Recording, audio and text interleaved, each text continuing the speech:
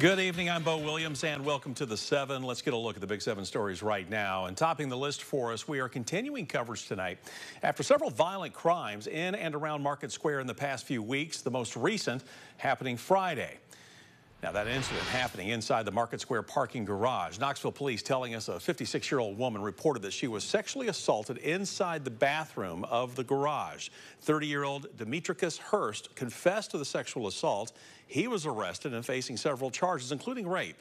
And that's not the only violent incident that has happened this month. Earlier this month, there have been 2 reported stabbings, both taking place at Crouch Park. I mean, number one, we do have a very safe downtown, and I know that the crime stats support that. With that being said, having 3 serious issues so close together is concerning, and it is something that I feel downtown is a safe area. But I feel, I think you need to be cautious of wherever you're going in whatever city in USA. We reached out to the police department, KPD, telling us they have increased officer presence downtown in response to those incidents and in anticipation of increased traffic, with it, of course, being summer. Next on our list for you, the Pigeon Forge Police Department is now saying a carjacking in Sevierville is tied to the Dollywood car theft break-ins. Matter of fact, here's a picture of the suspects from surveillance video attached to that carjacking. Now, witnesses telling Sevierville police that 3 men came up to their vehicle at the Clarion Point Inn on the Parkway. One had a gun and demanded that they get out. Well, the 3 then drove off, leaving a broken-down Jeep behind. Eventually, the stolen SUV was found in Crossville.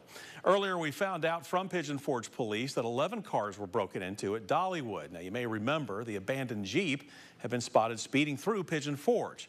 We checked back today, and police in Pigeon Forge told us evidence was found in the Jeep tying it to the Dollywood break-ins. Of course, we will keep you posted.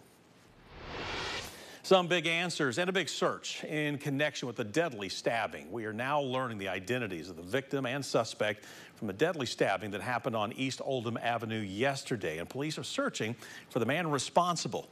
See him right here. 50-year-old Virgil Beelan has been identified by police as the suspect. Now, detectives have obtained a warrant charging him with first-degree murder. Police believe Beelan stabbed the victim multiple times following a domestic dispute before leaving the scene. As we reported yesterday, a woman now identified as 44-year-old Michelle Dresch was found stabbed at a home on East Oldham Avenue. She was pronounced dead at the hospital. Here's his picture again. So again, take a good look here. Knoxville police say Beelan is not in custody, and they are actively searching for him right now. This is not his first run-in with the law, though. In 2019, he was arrested and charged with aggravated assault, sentenced to 6 years, although he was released early. Now, according to those arrest documents, Beelan admitted to punching a woman in the face and body unprovoked. The woman said Beelan threatened to stab she and another woman. One of the women was 37 weeks pregnant at the time. According to officers, they also heard him threatening the women, saying that they would not survive. Anyone with information is asked to please contact the East Tennessee Valley Crime Stoppers. We've got that number for you. It's right there. It's big. It's bold at the top of the screen there. Call 865-215-7165. Our Big 7 list rolls on with a project to add affordable housing for seniors. It's happening in the Carnes community, where developers broke ground this morning on Phase 3 of Willow Place, which is located off Oak Ridge Highway. Seniors age 62 and up who are earning at or below 80% of the area median income qualify for the units. Phase 3 will add 60 new units to the property, with the first 30 units expected to be open by December. Danny Davis has lived at Willow Place for nearly 4 years and says it's been an essential resource for the senior community. It's priceless, actually.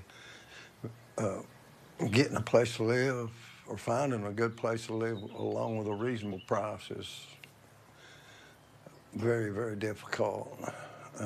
But it's been very good here. I think the senior community gets overlooked about a lot of things, but affordable housing is essential. All 60 of the new units are expected to be done by the start of 2026. Of course, we will continue to follow this story for you and keep you up to date. Go to WAT.com and look for this story for more. Answers about the disappearance and death of a college student visiting Nashville, a case that grabbed national attention. The results from the autopsy of Riley Strain, the college student who went missing in early March, again while visiting Nashville. His body later found in the Cumberland River. Well, his autopsy has now been released. The toxicology report shows Strain's blood alcohol level was more than twice the legal limit at 0.228. He also had a Delta 9 in his system. The report says his death was accidental and there were no signs of significant trauma. As we've reported, the 22-year-old went missing during the first weekend of March on a trip with his fraternity brothers. His body was found 2 weeks later. In a previous interview, Strain's stepfather saying he believed there was more to the story resulting in his death. If he fell and truly fell in the water and you can prove that to me, show me. I'll accept it. Nobody needs to go through what we've had to go through, the way that we've had to go through it. You know, the last message the family shared was after Riley's body was found, his mother asking parents to hug their children tight. Next on the Big 7 list for you tonight, we're now learning more about the shooting in Monroe County that left one person seriously injured. We know the suspect was taken into custody. His name is Michael Dowling. According to the arrest warrant, the victim was shot in her chest. She told officers the suspect was inside the home. Officers told Dowling to come outside, but he did not respond. That's when officers went in and found him in the back bedroom with a gun. Dowling has been charged with attempted murder. He's currently being held without bond. He will be in court July 1st. Our Big 7 list wraps up for you now as we're dealing with big-time heat and humidity, right? The weather won't change much here for the next several months. No surprise if you've spent more than a few seasons in this area. Still, though, most of us cannot entirely avoid getting out in the heat, and a lot of us would not want to spend the get-outdoors season, if you will, stuck inside. So it is important to know just general basics of staying safe. We spoke with Knoxville Fire Department's health and safety officer for some hot weather reminders about warning signs that you've taken it maybe just a bit too far. Heating up, maybe red, you don't feel like you can cool down. You know, you come with cramps, your muscles will start cramping. That's just a sign of dehydration. Like I said, if you could get so hot to where your body actually feels like you're chilling and that's your body trying to cool you down. You know, at that point, you're in a point of no return where you need to pretty quickly find some cool temperatures and some electrolytes. Now, before you reach that point, make sure you are drinking plenty of water, staying in the shade when you can.